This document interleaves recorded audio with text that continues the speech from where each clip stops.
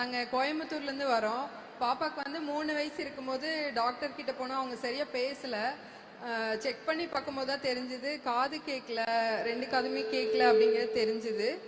அதுக்கப்புறம் ப்ரைவேட் ஹாஸ்பிட்டலில் தான் நாங்கள் போனோம். அங்கே வந்து இந்த காக்லியர் இம்ப்ளான்ட் சர்ஜரி பண்ணுறதுக்கு வந்து 17 lakhs to 18 lakhs ஆகும் அப்படின்னு சொல்லி சொன்னாங்க. அது பண்ணிட்டு 1 year வந்து ஆடிட் வெர்பல் தெரப்பி கொடுக்கணும், அந்த தெரப்பிக்கு 2 lakhக்கு மேலே செலவாகும் அப்படின்னு சொல்லி சொன்னாங்க.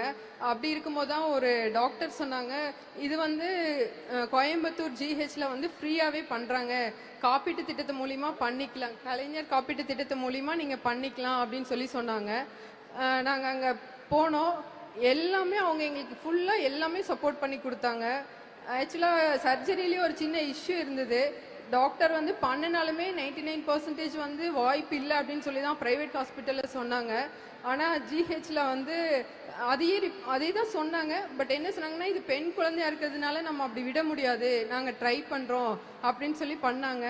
பண்ணி 1 year ஃப்ரீயாகவே ஆடிட் வெர்பல் தெரப்பியும் கொடுத்தாங்க. இன்னைக்கு வந்து கனிஷ்கா நல்லா பேசுகிறாங்க, ஸ்கூலுக்கு போகிறாங்க, நார்மல் ஸ்கூலில் படிக்கிறாங்க. இன்னைக்கு வெர்பல் தெரப்பி மூலமாக கனிஷ்கா நீங்க பேச ஆரம்பிச்சிருக்கீங்க. ஒரு சில வார்த்தைகள் பேசுறீங்களா? will you say hi to everybody? சொல்லுங்க ப்ளீஸ். இப்போ நாங்கள் நல்லா ஸ்கூலுக்கு போகிறேன், நான் நல்லா படிக்கிறேன், சூப்பராக படிக்கிறேன். கோயம்புத்தூரில் ஜிகேஷுக்கும் உங்களுக்கும் ரொம்ப தேங்க்ஸுங்க. ஓ, நீங்க பாட்டு பாடுவீங்கன்னு கேள்விப்பட்டேனே, பாட்டு பாடுவீங்களா? ஒரு 2 வரி பாடலாமா? பாடுங்க.